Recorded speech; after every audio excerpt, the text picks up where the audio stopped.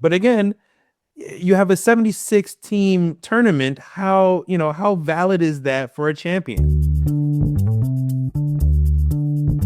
Greetings and salutations, and welcome to the Odd Coaches Podcast, the global authority on coaching leadership, where coaching wisdom meets real talk. I am your host, Dr. Keith Adams, and on today's Throwdown Thursday edition, we're going to continue the conversation.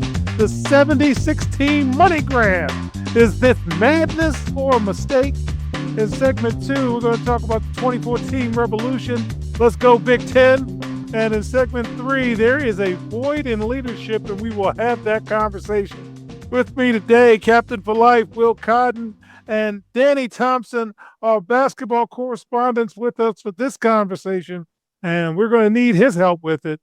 So let's just get going. The 76 team money grab.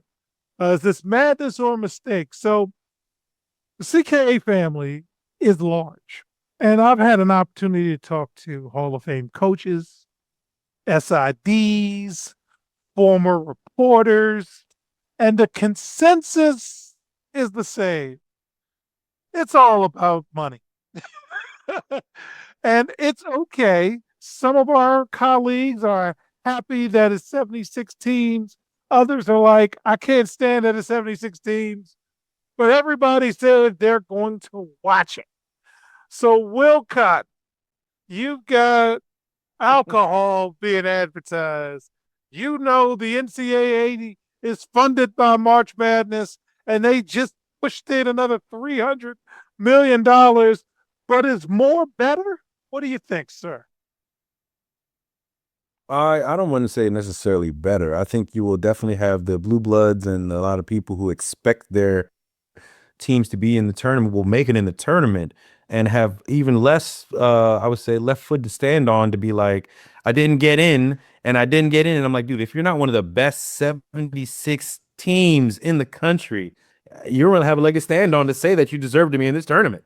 And let's keep it real. This is not for the mid range. This is not for the mid majors. This is not for the small teams. This is for the bigger conference, the Power Four, being able to sneak other teams into the tournament. Again, it's all about money. It's all about eyes. It's all about things like that. So, it sounds ridiculous for us, but I'll watch more basketball. I'm not going to complain about that. But again, you have a 76 team tournament. How valid is that for a champion? I mean, it's just it waters the I would say it waters out the championship in my opinion. If you win, you're just kind of like the hottest team that won. But I'm not gonna complain. More All teams, right. let's get it in. But before I get to Danny, will less than 22% of Division One teams make the tournament? And if you're going to get 12 games, well, I think it's what, 6 games on Tuesday and 6 games on a Wednesday to go in, come on. Well, why not? And if you save, Pittsburgh's coach's job because they're able to sneak in a tournament, isn't that a good thing, Will? Yeah. Yeah. I think at the end of the day, I think everyone's gonna win. Everyone I think is gonna win. I think, you're getting exposure to a lot of the teams. Uh, again, what are the most exciting part of the NCAA tournament? The first couple 2 weeks. Those are the most hottest 2 weeks that the March Madness loves every week. And now if we can have what we're doing is have more teams, more upsets, the Cinderellas, we're gonna do that even more. It's just a money grab, but It's money. it's on an entity that kind of does its own thing. So I'm cool with it. Let's go. Let's go. All right. Now, I saved this person for second on this one because Danny went to a mid major. And none of what we've talked about has to do with him. So, Danny, when you hear the 76 team tournament and the first four is not the first four anymore, it's the opening round, what say you, sir? Auburn, Ohio State, Virginia Tech, all of those teams are celebrating right now because now we know they're not going to be as good as they were, and they're going to be screaming, we can get in the tournament now. Mind you, all season long, we were talking about all these mid-major conferences that were having 2 or 3 teams that were playing better basketball than the likes of Auburn and Virginia Tech and all these other Power 4 schools, and they didn't get in. And they weren't complaining. They know as a mid-major guy, we know what the deal is. It is usually reserved for one bid. That's it. All this 76 team expansion is doing is putting in teams that were not as good as they thought they were going to be and allow them to get into the tournament. Now, I'm with Will. Am I going to watch? Yes. It's more basketball. It's a given. But when they announced it, the first thing I said was, this is just another way to get more of the bigger schools in the tournament. That's all this is. So everyone is thinking, oh man, the Cinderella run is over. Kiss Cinderella going to the Elite Eight goodbye. Those days, those memories, unless there's Cinderella's Boston College now. That's all. Yeah, you're gonna be like 70, no 60-year-old. Miss me with that. Like that, like I don't know if y'all saw like this. What I saw earlier is a different conversation for another day. It's just we knew what this was. This is a money grab. All this is a money grab. And once we get into the next topic, and I'm gonna unleash on that too, it's the same thing. It's just another way to get those Power 4 schools in. Auburn is probably like, y'all should have did it this year because we could have got in. Didn't matter. Y'all weren't good enough to get in. And if you're not good enough to get in on the 76 team expansion, you were never good enough to get in the first place. So, congratulations. All right. So let me get to the second part of this segment to what Danny was talking about. So there's an expansion of the Players Era Tournament, and we have something that may be deemed November Madness.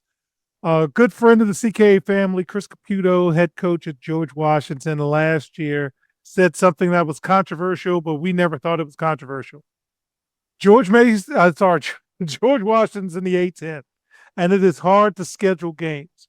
We heard Miami of Ohio all year talk about how they legitimately tried to schedule games, and they couldn't get games. And if you're a Power 4 conference, no, you're not going to schedule them. So the Players Era Men's Tournament is ballooning the 2014s, split into 2 distinct events. So the week of November 16th, you're going to have the Players Era 8 featuring teams like Florida, Kansas, and Houston. And then Thanksgiving week, and the Odd Coaches podcast will be in the house. Big Brother Almighty and I will be in Vegas celebrating his 60th and hanging out at UNLV and everywhere else. And the national champion, the defending national champions, Michigan Wolverines, along with Gonzaga, Alabama, and Tennessee, will be in the Players Era 16. So by playing each other, they're going to increase their net rankings. And while they're increasing their net rankings, teams like Mount St. Mary's will have a steady diet of Iona, Akron, and possibly Buffalo. And they're just not going to be able to do what the other teams are able to do. Danny, is that about right? Did I miss something? What do you think? No, you missed nothing. You missed absolutely nothing. Like I looked in the field, and again, I'm going to hark on this because I will be on the mid-major train for as long as I live. Okay. I saw who the 3 teams are that are considered mid-majors that are going to be in the Players Era Tournament this year. Gonzaga, they're not a mid-major no more.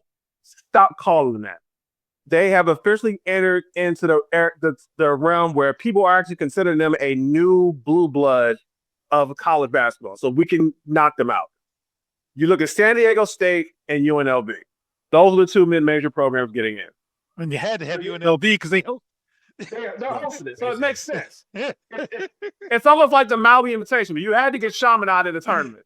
So you got to put UNLV in this one, which makes sense, right? So now, this is your opportunity to have teams like Drake, UC Irvine. Hear me out. I know.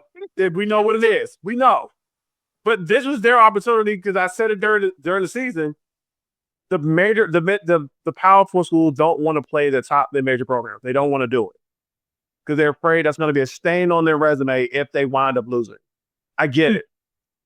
But again, just like this 76 team expansion, this is just another way to get more of the Power Four schools profile up and add to their resume so they can be stronger going into the tournament. It's going to get to a point where we're going to look around and say, all of these Power Four schools are not as good as people say they are for them to be included in these tournaments. So it's time to start looking into some of these top mid-major schools like George Washington in the A-10, schools like I'm shooting ball at Utah State, who we were talking about all year long. You know what I mean? So you can get other mid-major programs in. They just don't want to. Yeah. The writing's on the wall. God, man. First of all, maybe you can join Big Brother Rick and I during Thanksgiving week. Well, what do you think about the Players Air tournament? Caputo wasn't joking when he said they're cooking the books. Exhibit A, Your Honor. Players there are 8. Can't get in. I can't get in the club, man. What do you think, man? I'm with you. I think you and Danny said everything for the most part, except cream rises to the top, and it doesn't matter who you put on your schedule and try to fluff it up and make it look good. At the end of the day, ball has to play. You know what I'm saying? So the better teams are gonna get beaten. So I mean, it just looks bad if it's like, oh well, you had all these little soft wins over here and games over here, but when it really came to matter, you were looking bad. So I think at the end of the day, cream rises to the top. And I think, right now you have a lot of clutter right now. And a lot of people are going to be talking about what about this and what about that and what about this. But if you really watch, college basketball, you'll know if you're really or not, and there was a lot of people who came in. I mean, we knew there was teams that weren't real. I mean, even this year, we knew they weren't real, like Kansas. We were like, y'all are okay. You're not the greatest team right now. And that's really what it is, but you can't fake the funk at the end of the day. So last question for this segment. There is a lot of chatter amongst the coaches in the NABC and in the NCAA about going to 4 quarters for college basketball. So everything is 4 quarters, from the high school to the college to FIBA to the NBA. College basketball is the last bastion of 2 halves. The only bastion of 2 halves. Danny, should we go 4 quarters or let's still be unique? No, I think it's time to go to 4 quarters at this point because, I mean, like I said, the men's game is the only one that's still playing 2 halves. They're the only ones who are still doing it. So you might as well just catch up and just go ahead and go to the 4 quarters. I mean, it's just 10 minutes a quarter. And if what about the TV ratings and the commercial? If the NBA can pull it off and get more money with their media rights deal, the NCAA can definitely pull off because there's many people that have subscribed to sponsoring the NCAA as far as the tournament, all these sponsorships going to these conferences. You can find a way to pull the money off and get the commercial time in for these games in these quarters. It can be done. But yes, it can. God, man, is it time to go to 4 quarters? What do you think, sir? I think we have to, Coach. I think one of the things that we talk about in the group chat is time and score. How many people? You want to get us going? Put time and score in the group chat. I mean, my thing is, if you need to learn what time and score is in college, that when you become a professional, you can't make those mistakes, and you have to know what time and score. And I just think you close that gap and you try to keep that transition as players going from high school to college to pros. It's like, okay, well, you know what 4th quarter looks like, same concept, same play, you kind of grow upon it. You know what I'm saying? So I think that's something that's great for a lot of young players right now who struggle with the game, not athletically, but just basketball IQ. I think that's just another thing to close the gap because at the end of the day, how many times do we say games, Coach, it'll be a random Wednesday, Thursday, and you're like, look at Iona, time and score, messing up over here, So help the kids out a little bit. All right. So, fans, in segment 2, we're going to go from basketball to football and have the intelligent conversation about why it should be 24 teams in the postseason and stop listening to old man radio.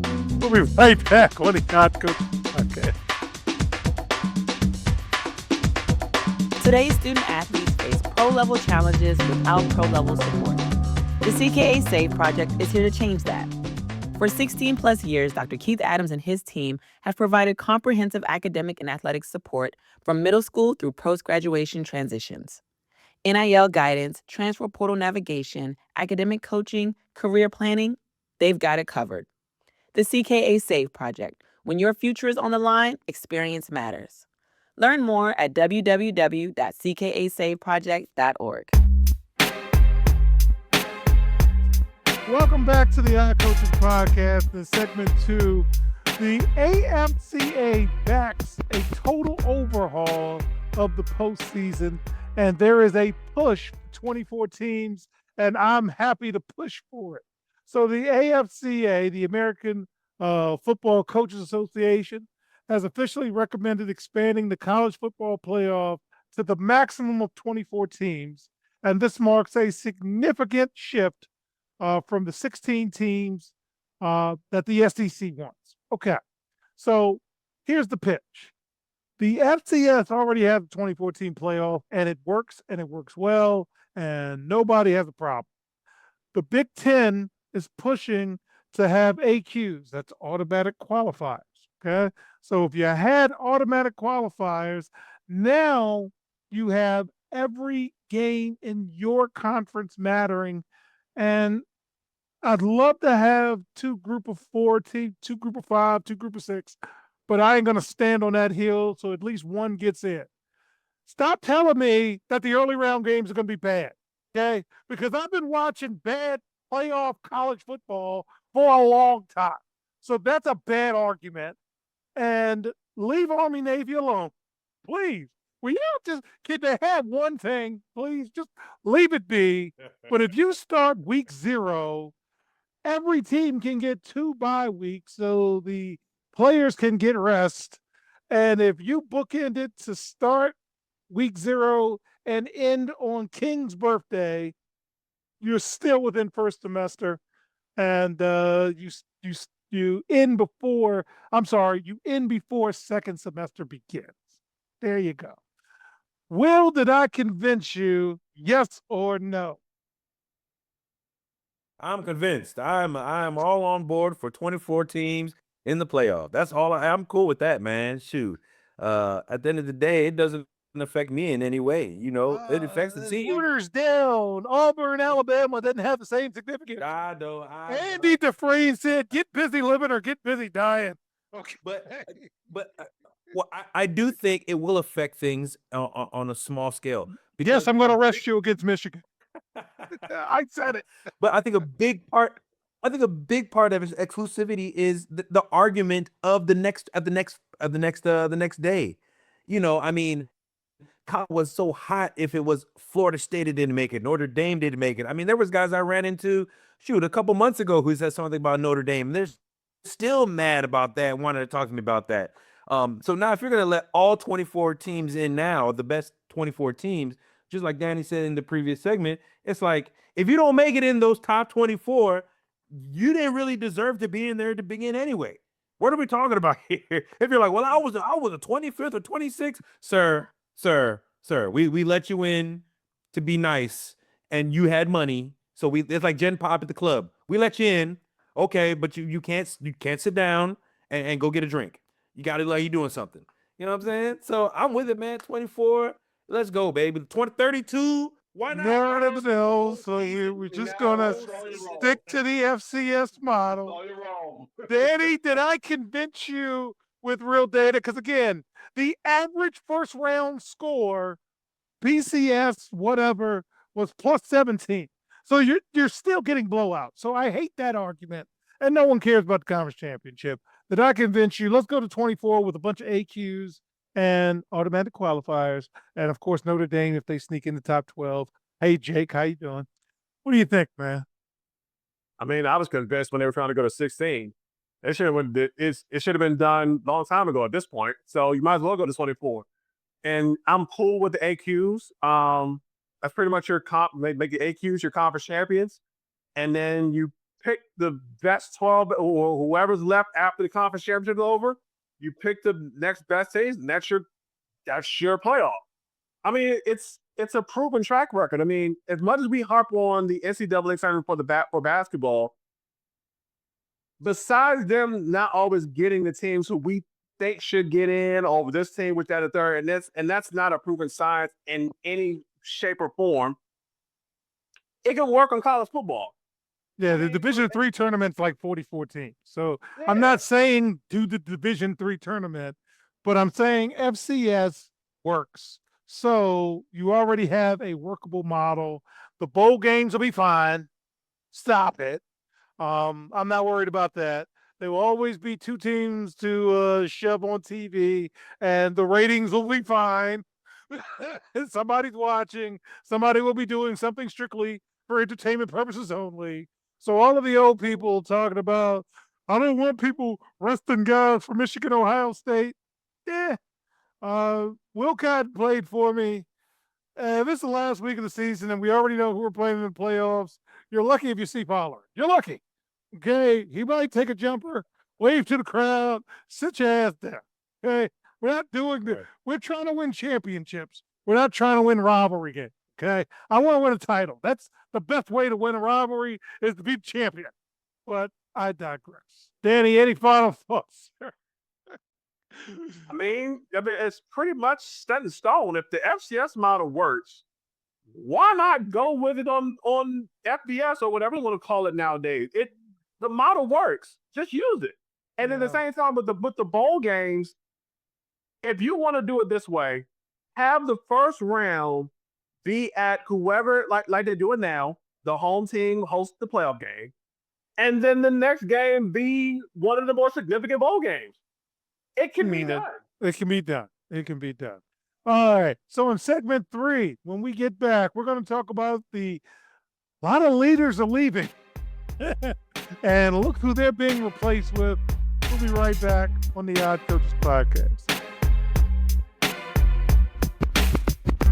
Hi, everyone. Dr. Keith Adams here. And for over 30 years, I've dedicated my life to helping student athletes succeed, not just on the fields and the courts, but in the classroom and beyond. And that's why I founded the CKA Save Project. The CKA Save Project understands that finding the balance between academics and athletics is crucial for long-term success. That's why the CKA Save Project offers a range of programs, including personalized consulting, mentorship, and coming in 2027, our innovative Gap Year Basketball Academy designed to assist both young men and women reach their full potential both on and off the court. I'm incredibly excited to announce that the CKA Save Project is now partnering with the Cascade Sports Network. This partnership will allow us the opportunity to amplify our message and reach even more student athletes through the Odd Coaches Podcast and other exciting initiatives. Join the CKA Save Project and the Cascade Sports Network as we empower the next generation of student athletes. Visit CKA on the web at www.ckasaveproject.org to learn more. Let's work together to find the balance and help unlock your potential. Welcome back to the Odd Coaches Podcast. And in segment 3, there is a great exodus, leadership fatigue in the era of infinite change. So there's a new reality in terms of being an athletic director. The AD role has fundamentally shifted from fundraiser, educator to CEO manager of a complex marketplace, with the House settlement mandating revenue sharing starting in 25-26. Leaders are now tasked with managing professional grade payrolls, and it's a lot. It's a lot. So the old guard isn't just retiring, they're just leaving and not looking back. And the new guard really aren't educated folks in terms of a balance between academics and athletics. So, Will, I'm going to come to you. You got the CEO versus the dean conflict. As ADs move towards private equity CEO model, which is something you have experience with in the corporate world, don't forget we're nonprofit educational systems, right? What do you think, sir? Well, what I'm thinking is when we sort of went a transition from one CISO to a different CISO, it just kind of impacted a lot of things. We got a lot of movement around. Your departments were changed. Our goals have changed. A lot of things changed, and we had a lot of people who left and a lot of people who stayed. But at the end of the day, you can understand the vision, and if you're not with the vision, then you're gonna roll out. But if you do understand the vision, and that vision sometimes is, hey, we need to do different things to succeed in the new era of what we're doing with college sports. Some people are going to be onto that. Patino is one of those guys that said, hey, I know that if we're going to pay guys moving forward to have a good team, let's do it. I'm with it. You have coaches who are like, you know what? I'm not doing that. That's just not my game. And they retired. Much respect to them. The ones that I don't respect are the ones who are like, I'm not gonna do this. I'm gonna do it my way. Blah blah blah blah blah blah blah. And they have this autonomous kind of thing where it's like I'm bigger than the university, because your name is Coach K, or it's any one of them. Any coach really that's kind of a big name like that. Gino and Oriama, things like that. But yeah, at some point you either have to align with your leader. You know what I'm saying? That's what you have to do. So as long as the CEO is saying we're trying to win and this is what we're trying to do, and you agree with that, then stay on ship. Ride on. If you don't agree with that, then you have the credentials. Hey, here's your keys. Thank you, sir. Thank you for your service. We'll throw a pizza party for you. You know what I'm saying? Show you love. Hey, if you're great, we'll put your name up in the rafter. Oh, if you've been here 20 years, we'll put your name up in the rafter. We'll make it real good for you. You know what I'm saying? But it's all about progress, and I can respect that. So if you're leaving, leave. But if you're gonna stay, we're gonna ride this way. You know what I'm saying? And they'll see what happens. Yeah.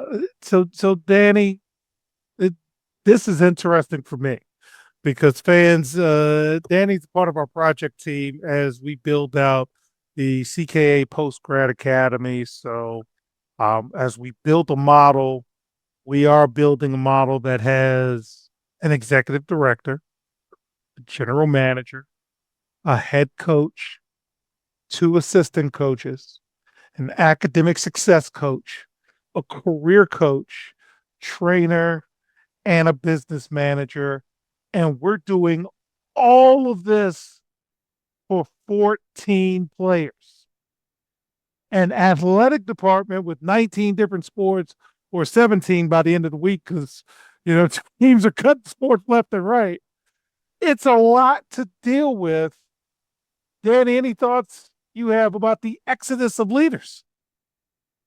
I mean, I kind of saw this coming when we started seeing, like Will said, a lot of the more legacy guys starting to retire. It's just when you got new guys coming in, they're thinking their way is going to work, and clearly it doesn't. Because now with the way transfers happening and player movement is happening, it's almost like in most cases you're getting most players for 1-year rentals at this point, because you have, and then with that 1-year rental, you have to find a way to either, one, keep him, so treat him like he's an unrestricted or restricted free agent. And you're trying to treat it as if, as much as I'm big on the academic portion of it when it comes to a student athlete, you're gonna have to treat this person as if they are a commodity to your franchise at this point. It's coming down to this model, because players are now seeing that there's so much more opportunity for growth for them, and I'm talking about away from their sport, that they're looking into their futures now. So if you can find a way to get a guy, especially with a lot of the older the older, more seasoned athletic directors leaving because they can't deal with this new system, which is understandable. You're going to have to find somebody who can manage all of that and still keep the integrity of being a student athlete in check. And a lot of these newer guys can't do that. They're only looking at it from a dollar sign standpoint, when you still have to look at it. You're still a student athlete at the end of the day. You still have to do what's best for the student portion of it and do what's best for the athlete portion of it. And a lot of guys are looking at it just from the athlete portion of it, and it somewhat always fails because they have no idea what they're doing and how to work around this new model. So people coming into these roles are going to have to do some real serious learning and studying to really figure this out. Because if they don't, we're going to keep seeing this exit. I was looking up something before we got on, and it was saying that the tenure for most ADs now is dipping under 7 years. Most ADs stay a good 7 to 10 years. And with the past couple of years, you're seeing ADs leaving after 4, 5 years or so because they can't deal with it. Yeah. So to close out, one, you can do the job. But if the job that you're being asked to do is something you haven't been trained for, then these ADs are doing the right thing and getting out. It is a challenge, and you do have to kind of shrink everything to a smaller level. And again, fans, you're going to be able to go on this journey with us with the postgrad because we're looking to start operations in August of 2028. So as we navigate this new world, we're trying to do this thing right in terms of it's a lot to deal with, but we also can't forget about measurable progress. And we do not want athletes to exhaust eligibility without obtaining something. So on a personal note, Will said to me a couple of years ago, and he said it with love, sincerity, and deepest care. And I agree with him, man. I don't know if you coach today. And I'm like, I understand that piece. But the more we are in this and seeing the new world, the more it's like, I might not do that day to day, but we can train up the new generation to learn the best of the old school and mix with the new school. And that's why we call it next school leadership, because you got to be able to do both things. You got to be able to hold a line. You got to be able to say no, athletic directors. No, we're not going to do this. Hey, university presidents, you don't have to take foreign private equity money. You can say no. So we need leadership who's willing to say, no, we're not going to do that. And then maybe we can get somewhere. So on behalf of our cavalcade of stars, I'm Dr. Keith Adams, saying thank you for listening and or watching the Odd Coaches Podcast, the global authority on coaching leadership, where coaching wisdom meets real talk. Also seen on the Cascade Sports Network, and we will see you on the sidelines. Until next time, take care. We hope you enjoyed today's show. The Odd Coaches Podcast drops new episodes every Tuesday, Wednesday, and Thursday. Make sure you subscribe to the Odd Coaches Podcast on YouTube, Spotify, and iHeartRadio. Follow the Odd Coaches Podcast on the X platform at Odd Coaches. Follow Dr. Keith Adams and the CKA Save Project on social media at CKA Save Project. For more information about the CKA Save Project, visit them on the web at www.ckasaveproject.org. See you next time on the Odd Coaches Podcast.